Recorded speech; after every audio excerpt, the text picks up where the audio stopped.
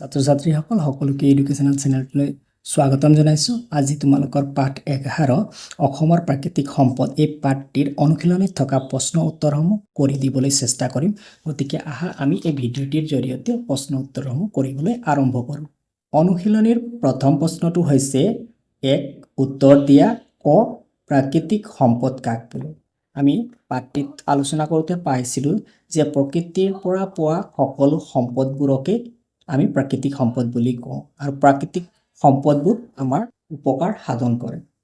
উত্তৰটো এনেধৰণে লিখা হৈছে যে যিবোৰ সম্পদ প্ৰকৃতিৰ পৰা স্বাভাৱিকভাৱে পোৱা যায় আৰু মানুহৰ উপকাৰৰ বাবে ব্যৱহাৰ কৰা হয় তেনেবোৰ সম্পদক প্ৰাকৃতিক সম্পদ বোলে, যেনে মাটি, পানী, বায়ু আদি। এয়া হৈছে ক নম্বৰৰ প্ৰশ্নৰ উত্তৰ। খ নম্বৰ প্ৰশ্নটো চোৱা। খনিজ সম্পদ কাক বোলে?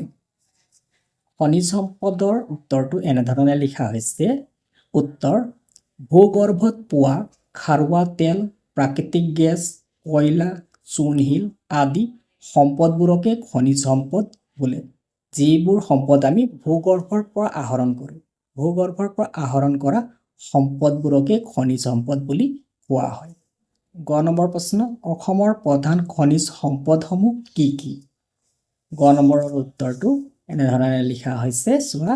উত্তৰ অসমৰ প্ৰধান খনিজ সম্পদসমূহ হ'ল খাৰুৱা তেল, প্ৰাকৃতিক গেছ, কয়লা আৰু চূণশিল। ঘ নম্বৰ প্ৰশ্ন। অসমক কিয় পনীয়া সোণৰ ৰাজ্য বুলি কোৱা হয়?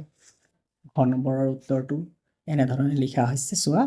অসম খাৰুৱা তেলৰ ক্ষেত্ৰত ভাৰতৰ ভিতৰতে এখন চহকী ৰাজ্য হোৱাৰ বাবে ইয়াক পনীয়া সোণৰ ৰাজ্য বুলি কোৱা হয়। গতিকে ইয়াৰ পনীয়া সোণৰ ৰাজ্য কিয় কোৱা হয়?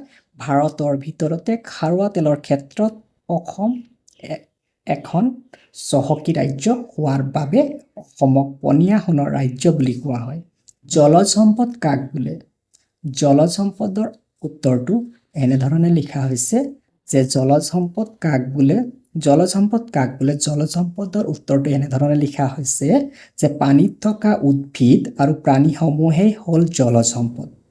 পানীত যিবিলাক আমি উদ্ভিদ আৰু প্ৰাণী পাওঁ সেই উদ্ভিদ আৰু প্ৰাণীসমূহকেই কি বুলি কোৱা হয়? জলজ সম্পদ।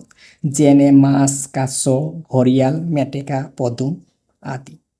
অসমৰ তিনিবিধ কৃষিজাত সম্পদৰ নাম লিখা। কৃষিজাত সম্পদ, ইয়াৰ উত্তৰটো এনেধৰণে লিখা হৈছে। চোৱা। প্ৰথম চোৱাৰ উত্তৰ। অসমৰ তিনিবিধ কৃষিজাত সম্পদৰ নাম হ'ল ধান, মাহ আৰু সৰিয়হ। তাৰ পাছৰ প্ৰশ্নটো চোৱা। দ্বিতীয়। অসমৰ তিনিবিধ বনজ সম্পদৰ নাম লিখা।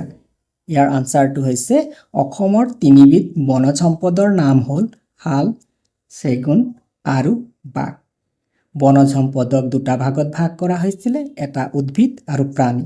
এইটো বনজ সম্পদ, প্ৰাণী আৰু উদ্ভিদ বনজ সম্পদ। গতিকে দ্বিতীয় 6 নম্বৰ আনচাৰটোৰ এনেধৰণে লিখিবা। 2 নম্বৰ প্ৰশ্নটো কি আছে চোৱা। আমি কিয় প্ৰাকৃতিক সম্পদবোৰৰ সদ্ব্যৱহাৰ কৰিব লাগে? ইয়াৰ উত্তৰটো চোৱা। এনেধৰণে লিখা হৈছে যে আমি প্ৰাকৃতিক সম্পদবোৰৰ সদ্ব্যৱহাৰ কৰিব লাগে কাৰণ এইবোৰ সীমিত আৰু অতি মূল্যৱান। এই সম্পদবোৰ যাতে প্ৰকৃতিৰ বুকুৰ পৰা নিঃশেষ হৈ নাযায় তাৰ বাবে ভৱিষ্যত প্ৰজন্মৰ বাবে সংৰক্ষণ কৰিব লাগে আৰু পৰিৱেশ সুৰক্ষাৰ বাবে ই অতি প্ৰয়োজনীয়। আমি জানো যে প্ৰাকৃতিক সম্পদবোৰ আমাৰ অতি মূল্যৱান সম্পদ আৰু এইবোৰ অসীমিত নহয়, সীমিত। সীমিত হোৱা বাবে এই সম্পদবোৰ আমি ব্যৱহাৰ কৰি থাকিলে কি এসময়ত শেষ হৈ যাব। গতিকে আমি এই সম্পদবোৰ যাতে প্ৰকৃতিৰ বুকুৰ পৰা শেষ হৈ নাযায় আৰু ভৱিষ্যত প্ৰজন্মৰ বাবে সংৰক্ষণ কৰি ৰাখিব পাৰোঁ তাৰ বাবে আমি ব্যৱস্থা গ্ৰহণ কৰিব লাগে।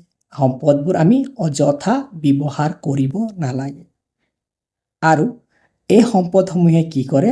পৰিৱেশ সুৰক্ষাও কৰে। গতিকে পৰিৱেশ সুৰক্ষাৰ বাবেও এই সম্পদসমূহ অতি প্ৰয়োজনীয়।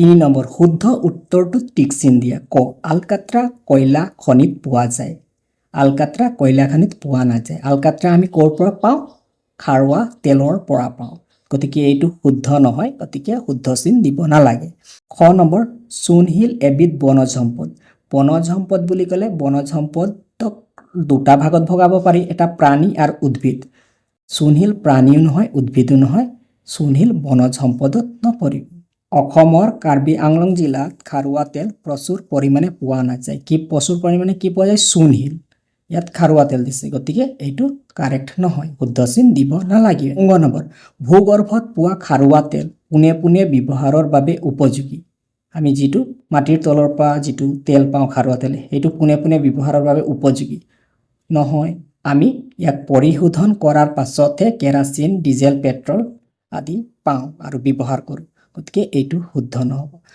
4 নম্বৰ ক অংশৰ লগত খ অংশ মিলোৱা কয়লা কি লিখিবা বনজ সম্পদ নহয় জলজ সম্পদ নহয় খনিজ সম্পদ হয় পনীয়া সোণ নহয় গতিকে কয়লা খনিজ সম্পদ খাৰুৱা তেল বনজ সম্পদ নহয় জলজ সম্পদ নহয় খনিজ সম্পদ হয় পনীয়া সোণ হয় তো পনীয়া সোণত দিবা খাৰুৱা তেল পনীয়া সোণ গড় আৰু হাতী বনজ সম্পদ পানীত থকা প্ৰাণীসমূহক জলজ সম্পদ গতিকে এনেধৰণে ক অংশৰ লগত খ অংশ মিলাবা এয়াই হৈছে অনুশীলনীত থকা প্ৰশ্ন উত্তৰসমূহ ধন্যবাদ